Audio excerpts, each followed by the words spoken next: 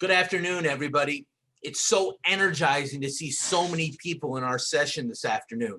We're absolutely thrilled to see you all here, and we're excited to get to it. My name is Al Spada, and I'm your Executive Director of NCSEA, and my co-host for this session is Leo Barron. He's the MO and Committee Services Director for NCSEA. This is the first of our interactive SEA education sessions as part of this year's SEA Leadership Retreat. The subject today is a really exciting one and near and dear to my heart with my sales background. It's revenue streams, more than dues.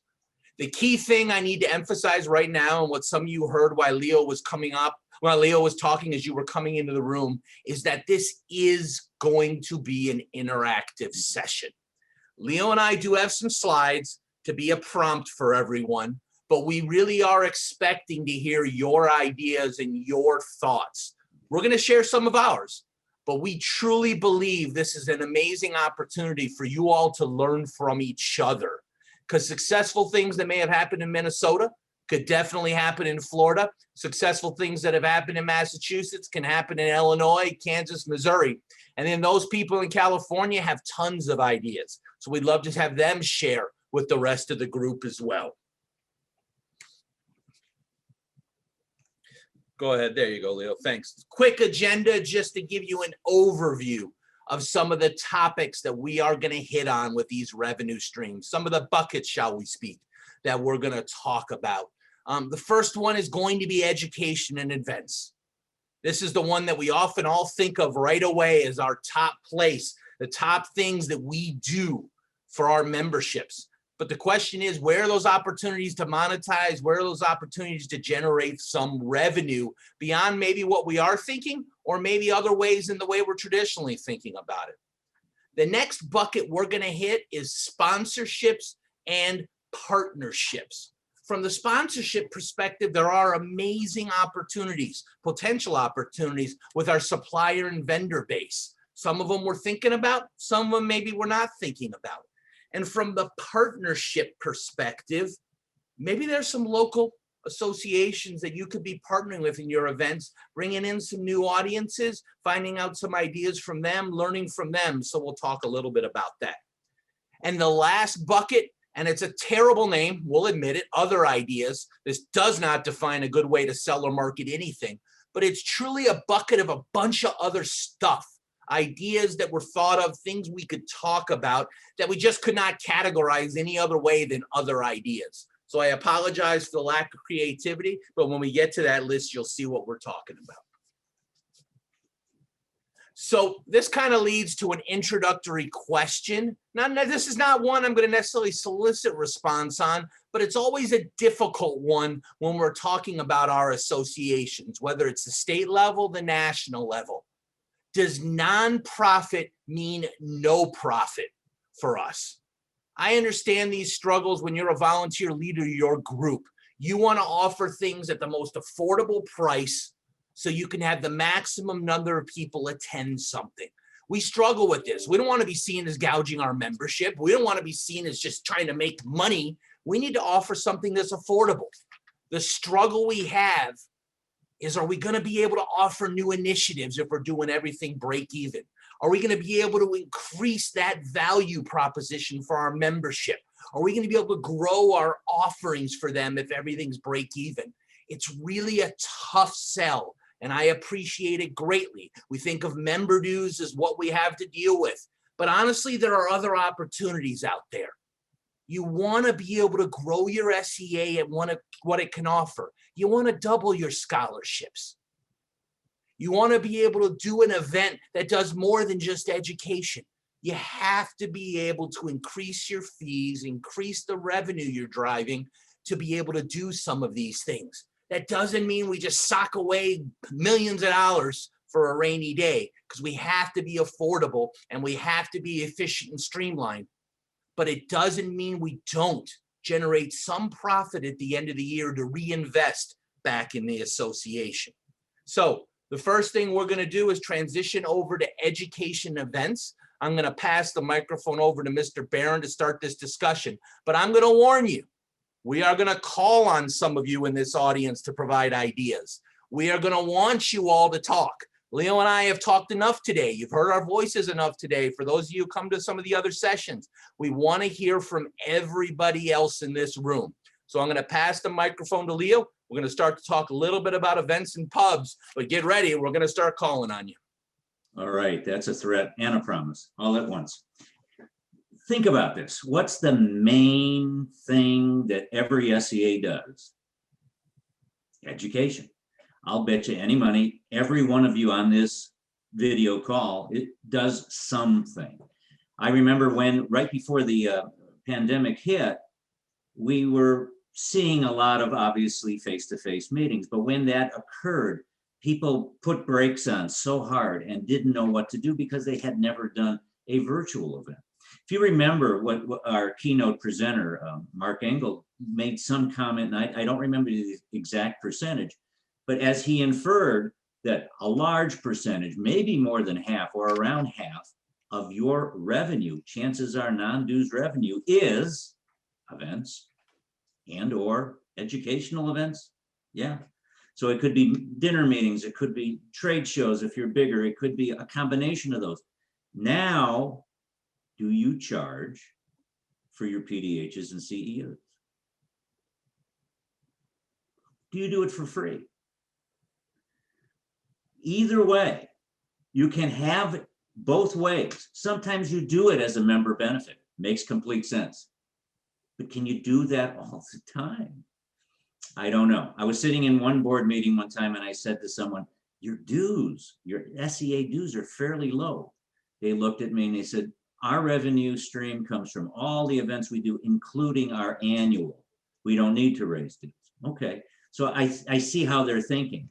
But if I may ask the group, do you charge for your education or is it free? Free or do you charge? I'll jump in there, Leo. Ken, please. California typically charges.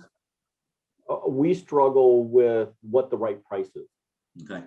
Recognizing the value to memberships, but also trying to equate the price to the perceived value of the content. We don't want to undermine that value by making it too affordable, but yet we don't want to overprice it and make it out of reach. It has to be balanced.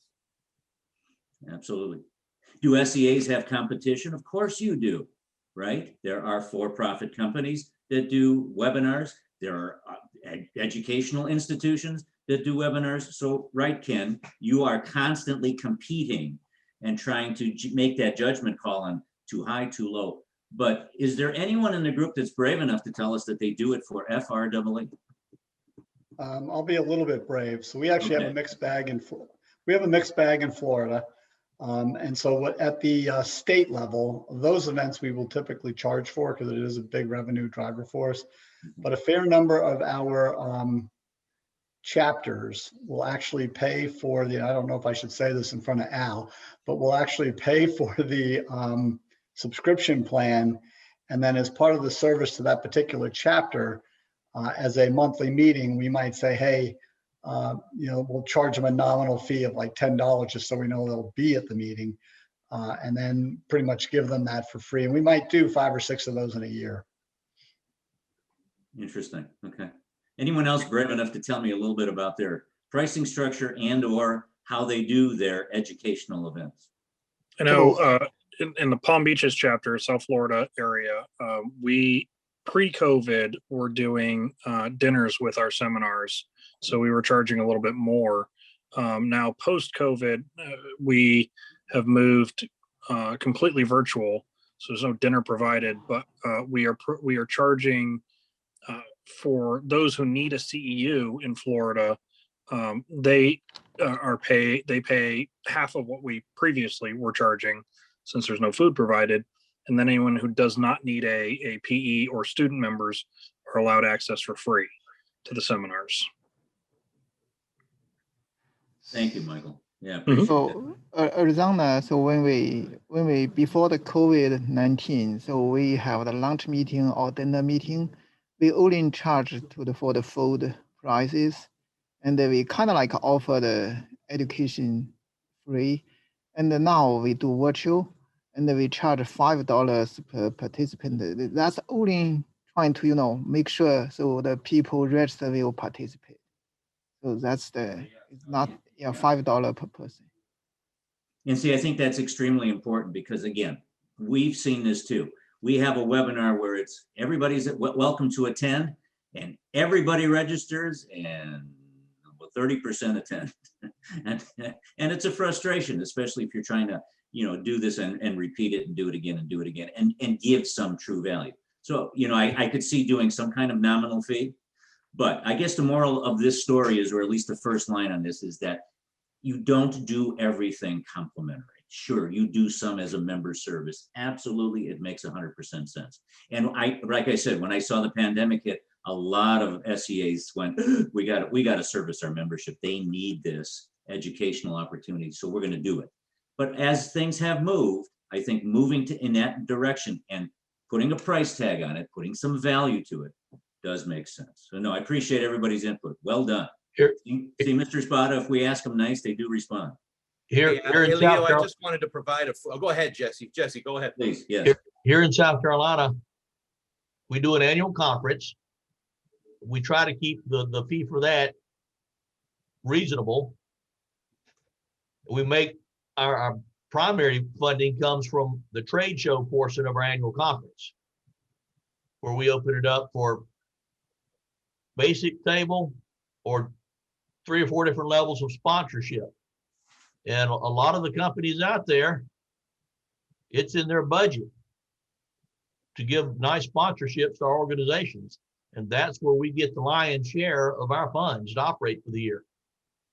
Jesse, you're a good lead into some of the other things on this slide and the next one. So no, thank you. And I might be calling back on you when we get to that area. Al, you were going to say something. Just to give a little price comparison, we talk about what the market's offering.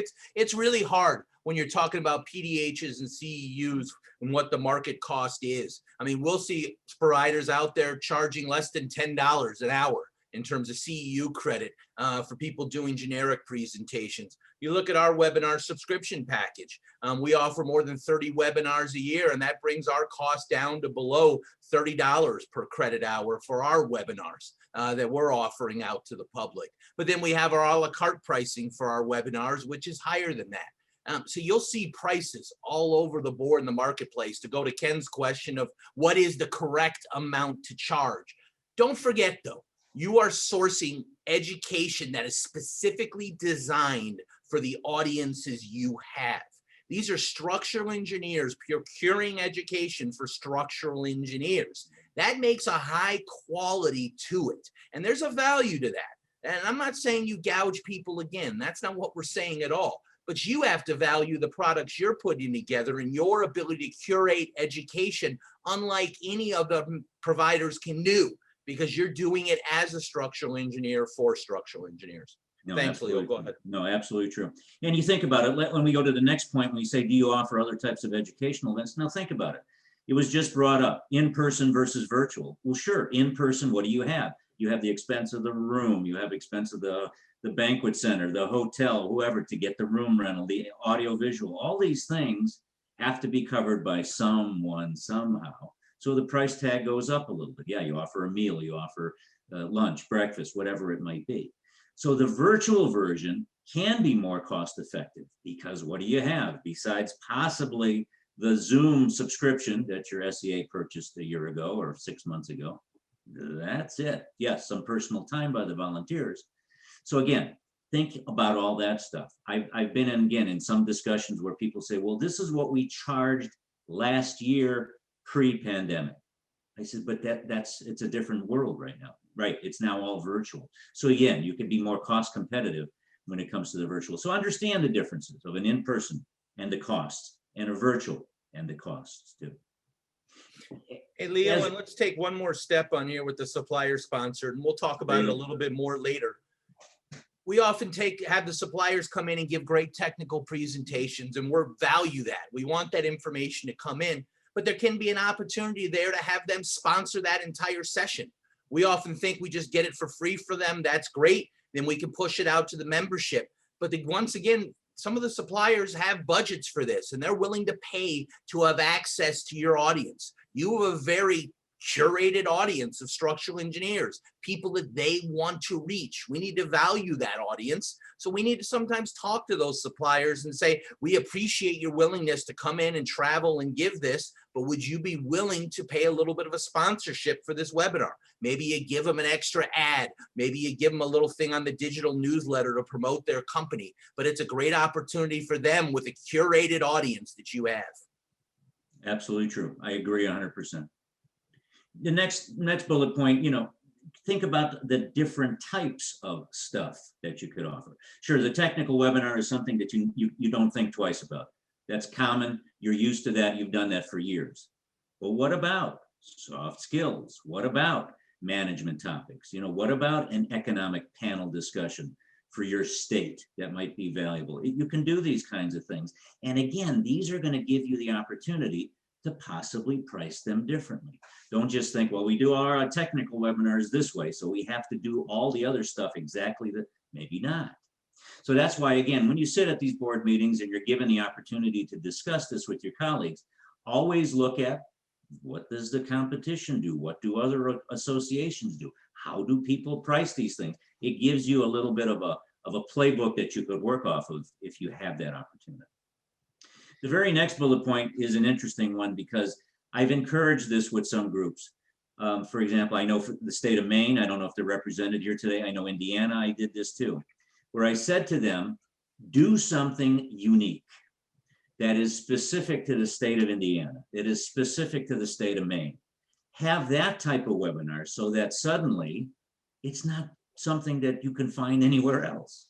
The discussion could be a case study, for example. I know Maine did a parking garage hospital combination kind of presentation, which was very interesting, but it was Portland, Maine, an example there. Indiana did that too. They recently did one on the Bottle Works Hotel, which is a rehab of an old Coca-Cola bottling company that is now a hotel in just on the outside of downtown Indianapolis. But again, it was Indianapolis. It was something so unique that again, they can do that and charge different things for different types of special events like that. And the beauty of Zoom, you can always hit the record button. Well, if you hit the record button, now what do you do with it? Well, you've got a recording. So again, with permission, obviously, of the speaker and the approval of all the other people, because sometimes, again, some of the speakers go, no, I want to be able to give this other places, so I'd rather not, but some don't mind. You quiz them in advance and you say, hey, here's what we're going to do. We're going to put this on our website. We're going to offer it somehow. You can purchase this recording. You could view it later. Why not? These are the kinds of things you can do. And then it justifies that Zoom account that you go, geez, how do we pay this so that we can continue to maintain this? Because again, the Zoom subscriptions can be expensive for a smaller SEA. So again, look at those kinds of things when you say, what other types of educational events are possible? Many are. All right, finally, we are going to ask you about resources. I don't know, do you produce publications? Well, I think some of you do. The bigger SEAs typically do. I know California does, for example. I think Washington does, for example. But do you have publications? Do you offer white papers? Again, they might be part of membership. And you say, hey, if you want to join, become a member, you have access to these things. That's not necessarily free. You still have to become a member. But if you just post everything and say, go ahead, take a look at it, go ahead, grab it, it's all yours. Again, you dilute potentially the value of something like that. So look at your publications, even if they're one or two. Look at white papers that you might have written. They might be dated, but they might be still valuable. I saw one SEA that has supplemental design examples. Again, don't know how you want to do that, but it could be behind a member, if you want to say portal, allowing only access by members, again, causing them to have to join and then be able to access information. So these are the kinds of things I think you should look at. Always consider this kind of stuff when you're doing it, not just say, well, we last time we did it this way, let's do it again. No, look at the market, look at the opportunities, look at the value other SEAs are offering too. Leo, before we move on, I just want to mention one idea from a niche audience perspective that I saw one SEA, and they focused on the management or upper level, the principals in firms. And they held what they called a principal night or a management night. So they personally invited the top firm people from their area to attend an event. It was very exclusive, very prestigious, and then they sold sponsorships on it. So it got the suppliers thinking, wow, access to this very elite group of high-level structural engineers. And then they developed a program that was very much in touch with what that group would want.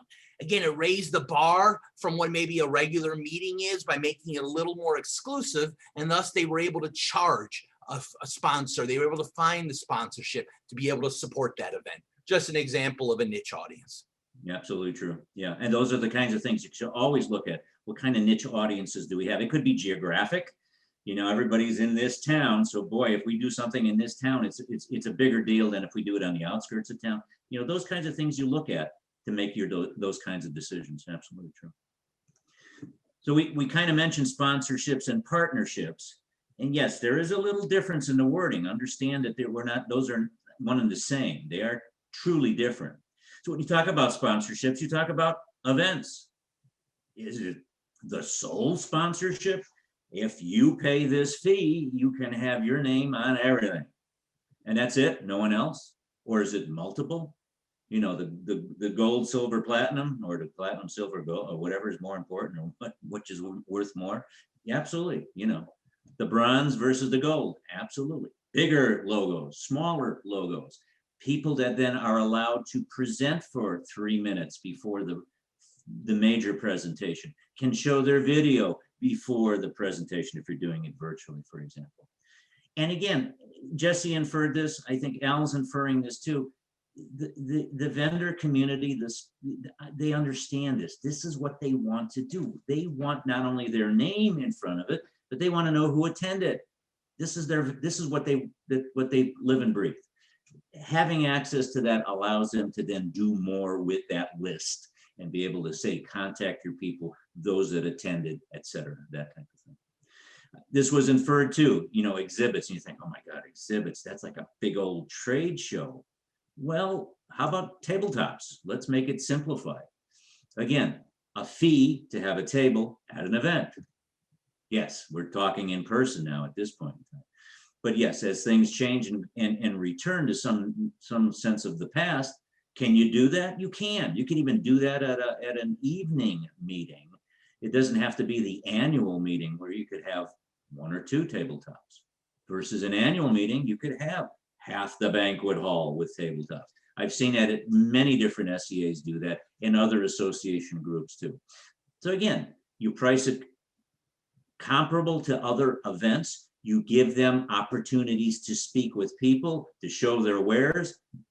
Again, the vendor community enjoys this kind of thing. This is what they do. And they'll send their sales rep or 2 or 3 to attend the event too. So you get a few more attendees, which is no harm done. And Leo, we had an idea presented in chat that one of the SEAs does where they don't actually just sell a tabletop. They sell tables at the dinner to each of the sponsors. So one sponsor buys a table at the dinner, another sponsor buys another table. So instead of setting up separate tabletops, they're literally buying the table where the food is served. They manage that table, they get their logos on it, whatever the case may be, but it's a little different way. Rather than the actual exhibit of a trade show or tabletop, they're buying the table where the meal is served. Unique idea. Yeah, and I like that too. And may I bring up one thing? And again, I won't name names, but one time I said to one exhibitor, I said, "Do you like this?" They go, "It's okay." I said, "Well, what would you rather have?" "I'd rather just give the finances and put my name on whatever it might be." So again, check with those kinds of opportunities, because we've always done a tabletop. We've always done a trade show. Well, maybe, but maybe in today's newer way of looking at things, maybe there's other opportunities that you could look at the vendor and say, would you rather just have your logo hanging from the ceiling kind of a thing? And would that work better for you? And they might, depends on the company, say, yeah, we really do. Our sales staff is stretched. We don't want to be able to stretch them even further and have them having to stand behind a table for 4 hours of an event. So again, think of those kinds of things. I think that's important.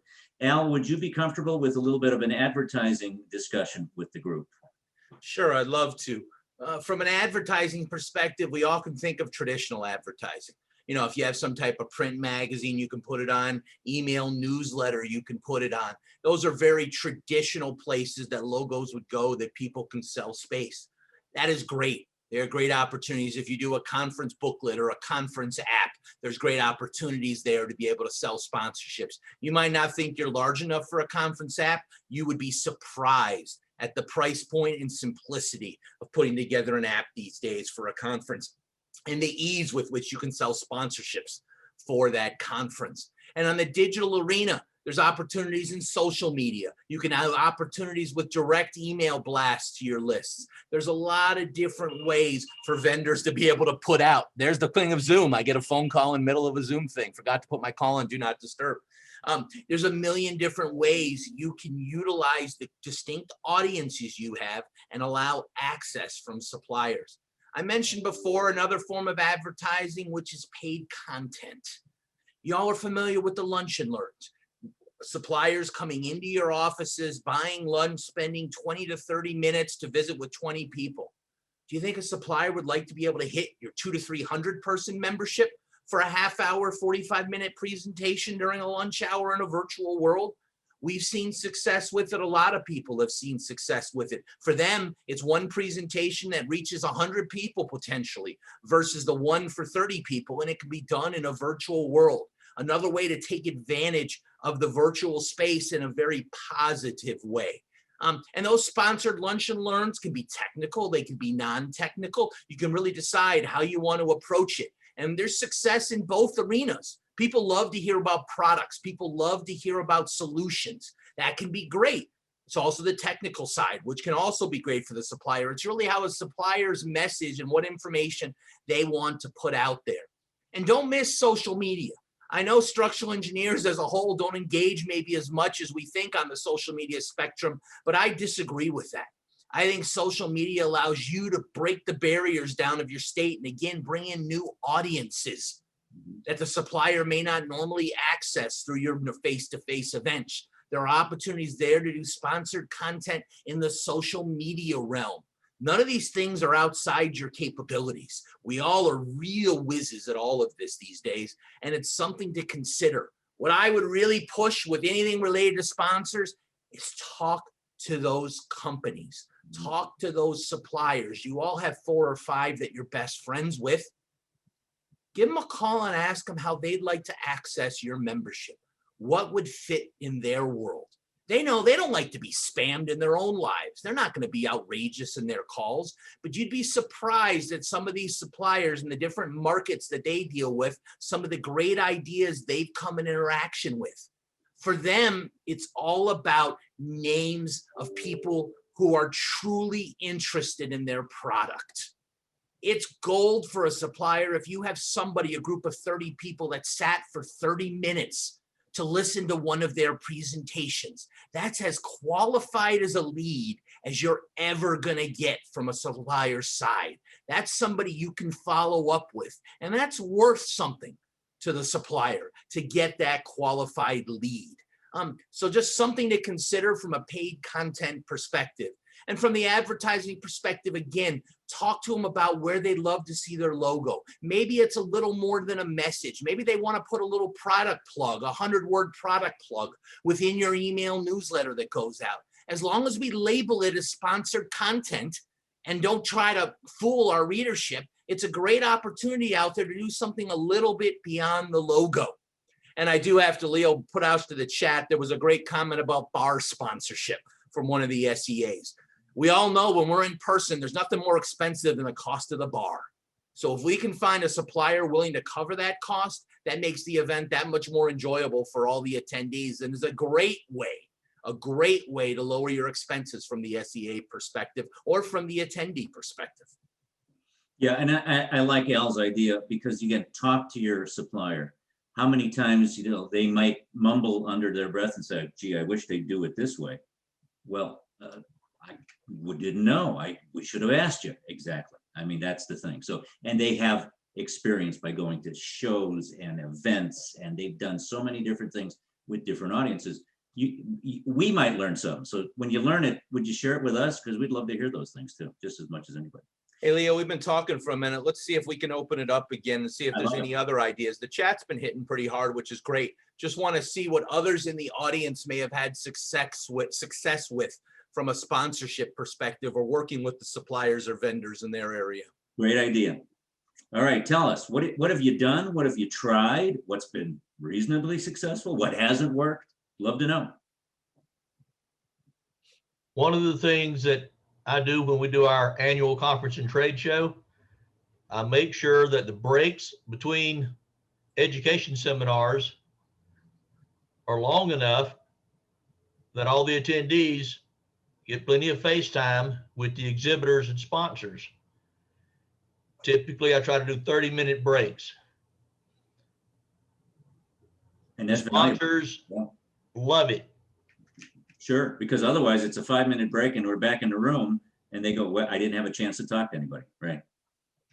And actually this past year, we still had a face-to-face, but rather than having 20, 24 exhibitors, we had 4 exhibitors. Okay.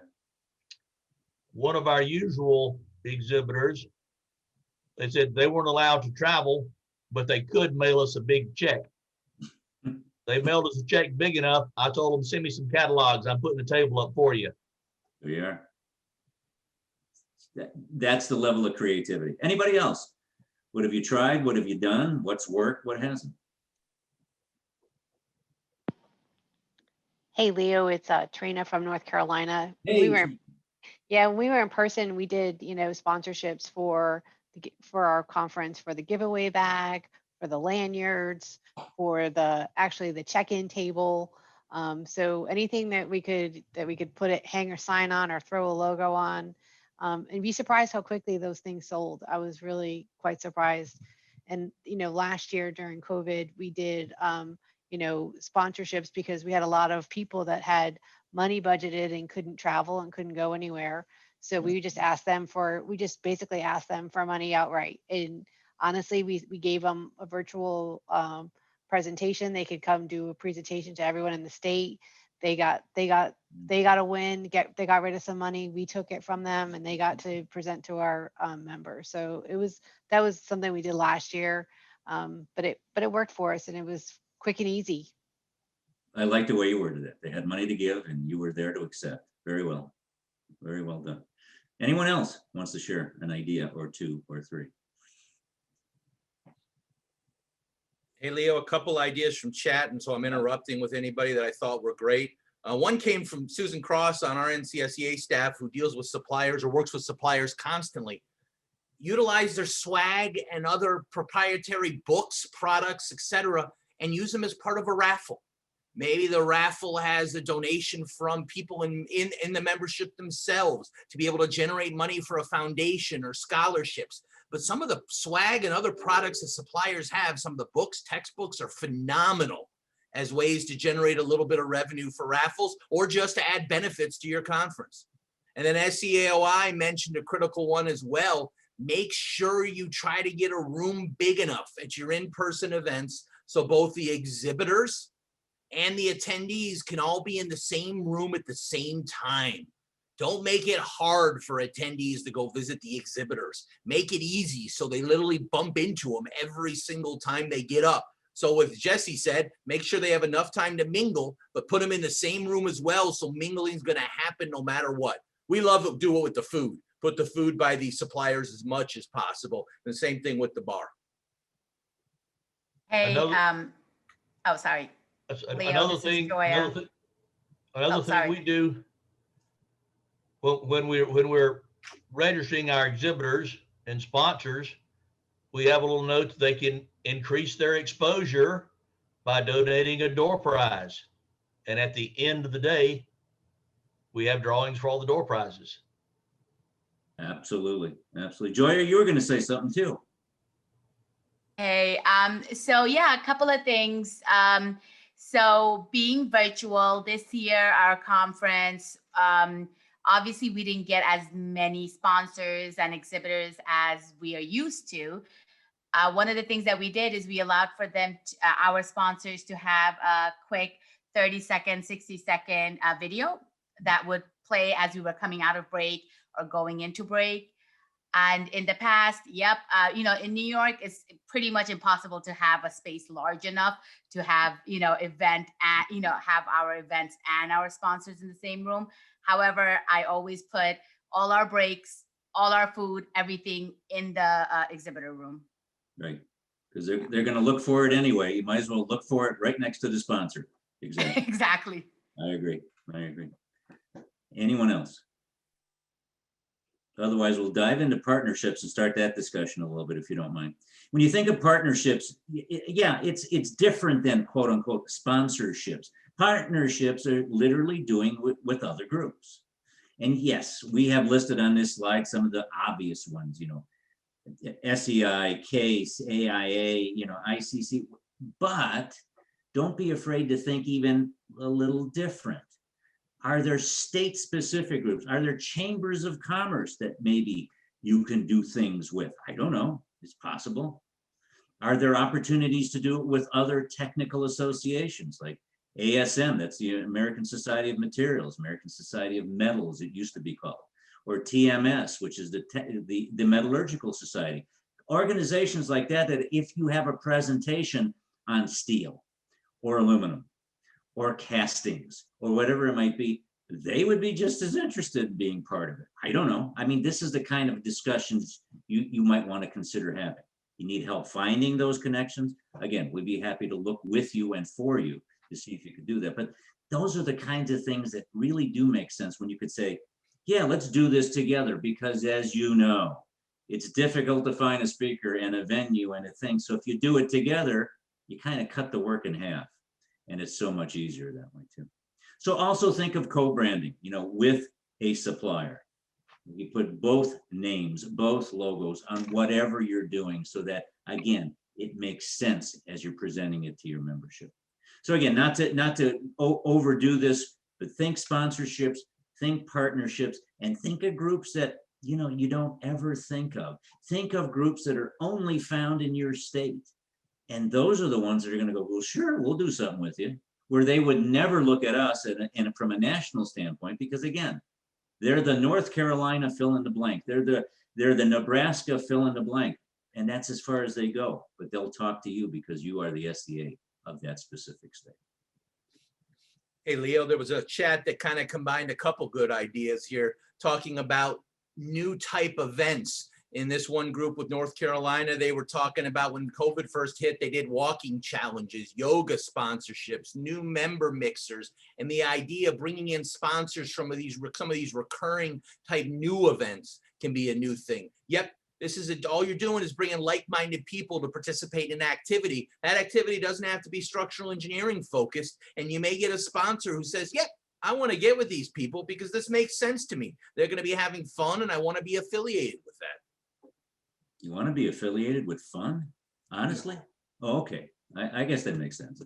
Hey, one last slide we want to share with you is this one. This is the other category. And you say, okay, we've been waiting for this all day. What's in the other category?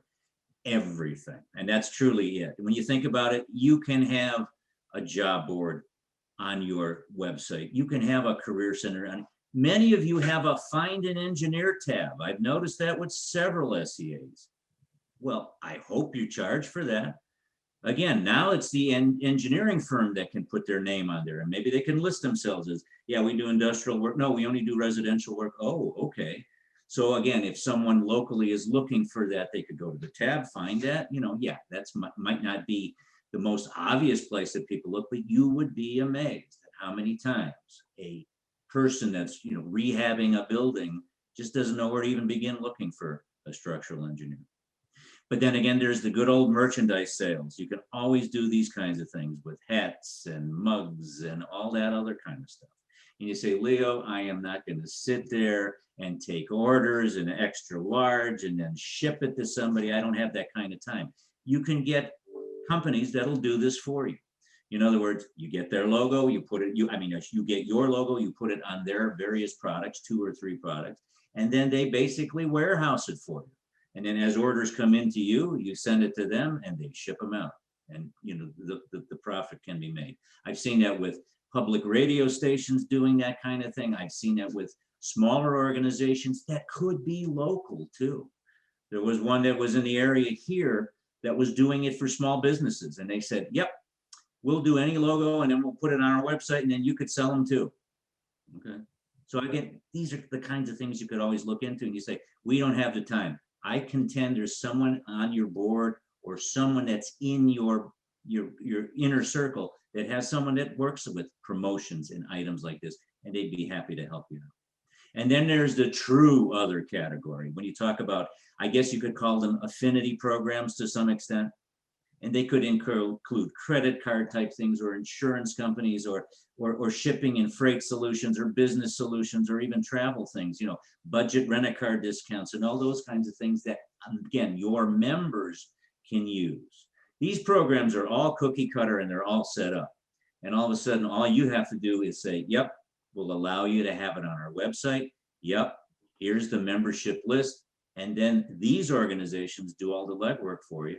And then you make that small level of profit, but again, some form of income that you never thought of that can be done. So yes, look at these kinds of others. And there's another 3 pages worth of others. And again, if you want to explore this further, feel free to contact one of us. We'd be more than happy to help. One of the keys to me on this is that merchandise sales. It may not seem like something right off the bat to you, but there really is amazing opportunities with that to generate a nice steady flow of revenue into your SEA. To me, the key is, yes, promote your SEA, put your logo on it, do something of that nature, but also promote your profession. Something about how you love being a structural engineer, something about structural engineering. So you can have your SEA logo on one part and then your love of the profession on the other. You all are a very proud profession, structural engineering. It's proud as a whole. People would love to be able to show off that pride with a t-shirt, with a mug, with a mouse pad, with a hat, things that we utilize every day. My one suggestion to you though, go with quality on whatever those products are. Try to find a high quality shirt if that's what you're going to do, or a high quality mug. There's a million different ones out there that you can buy, but people of quality, they're going to want to wear it. They're going to want to use it. And more importantly, it's going to stick with them for a while and they're going to hang on to it. But this can be a great thing. In the same way we talked about swag from the supplier base, this is your own swag for the association itself. And you've seen them and I've seen them, where again, the front of the shirt has the logo, let's say, of your SEA. The back of the shirt has all the sponsors or all the companies or whoever it is. And suddenly that shirt costs nothing. And it can be given away as part of a prize. It could be given away as part of a registration for a conference. It can be sold. It can be, there's a lot of different things that you could use that kind of a thing for. So yes, think about that. Those are opportunities too. So again, what does your SEA do? Maybe, do you do any others that we don't know about? Maybe you've done something unique.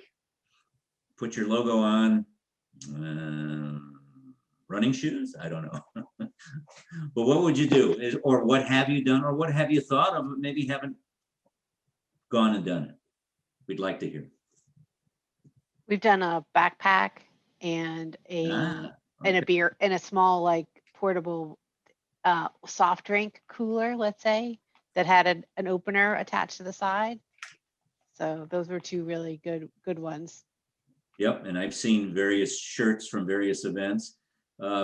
Ken Odell is here. I could say Northern California, when your convention was in town, didn't you do a little beer sampling?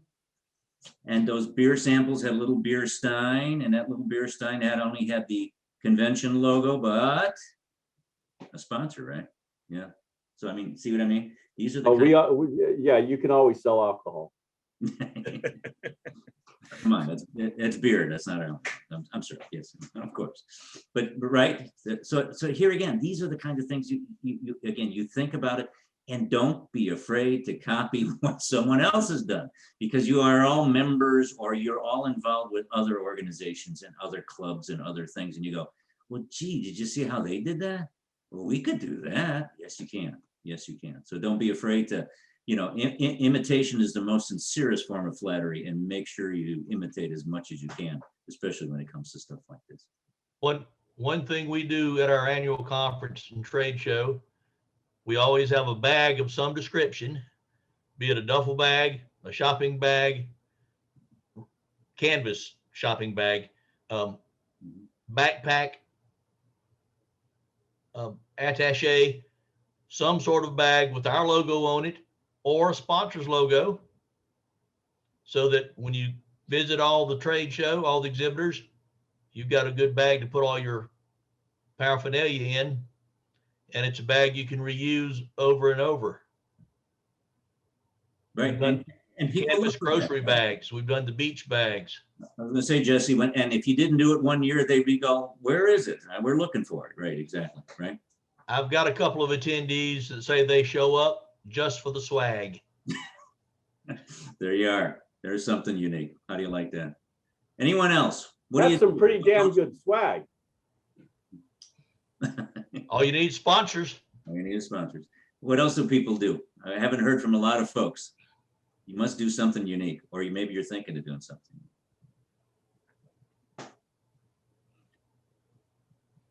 So Arizona organized ones is called student activities. We have the student, even the younger one, we have several teams. They play like the drop egg competition. Originally, we think we may need to spend some money there. Actually, we got enough sponsorship and also have pretty good participations, and we gain kind of like certain money for that event. And that's Arizona, right, Mike?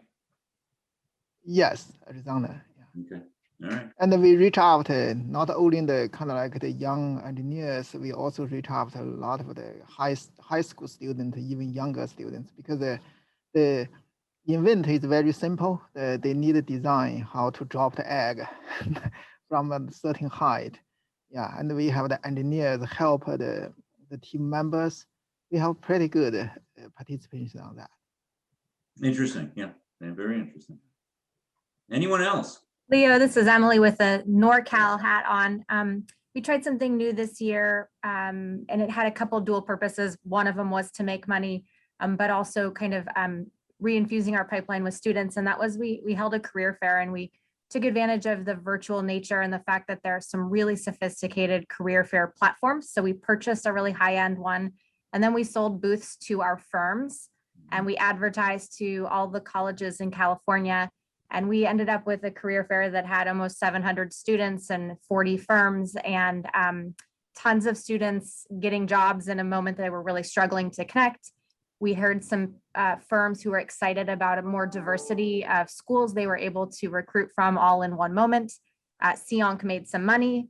We gave all the students who attended free membership for the coming year. So we got another, couple hundred members who we rolled into the young member group. So it achieved a lot of purposes, but financial was one of those outcomes that we were happy with as well. And that's interesting, because now what you're focusing on is the engineering side. Those firms who we typically don't go to ask for anything. They're the membership. But now you're saying, hey, be part of this. Let's sponsor this, and you're going to have exposure to students and potential future employees. Yeah, interesting. And following that lead, depending on the geography, in person, we do that with companioning it with a student scholarship night, where we do the job fair at the happy hour, a couple hours before happy hour, through happy hour. Then we do the dinner presentation, and that dinner presentation is student focused, and it ends with the annual scholarships handed out. So it creates a student theme that really creates a career theme that creates that opportunity to bring people together and make a little bit of money out of it. That whole job career fair is a huge opportunity that Northern California really mastered with their virtual one this last year.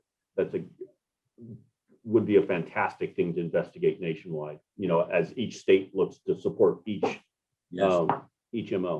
I think you bring up an interesting point, Ken. Yeah, very much so. Yeah. Both. I see an MO communications webinar coming up down the road on virtual career fairs and in-person career fairs. I do too, that you said that now. Absolutely, we could do that. Yeah, and I think we know a few experts that could help us with that presentation. Emily would be happy to speak.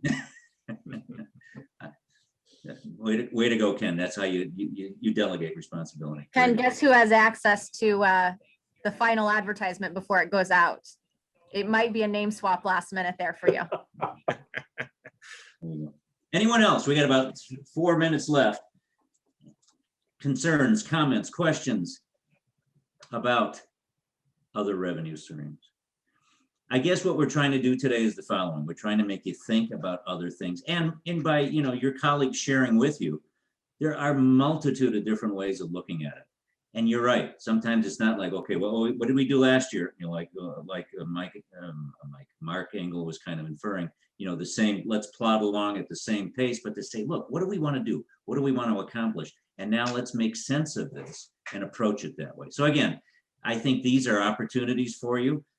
I would say, hopefully you scribble down 1 or 2 good ideas.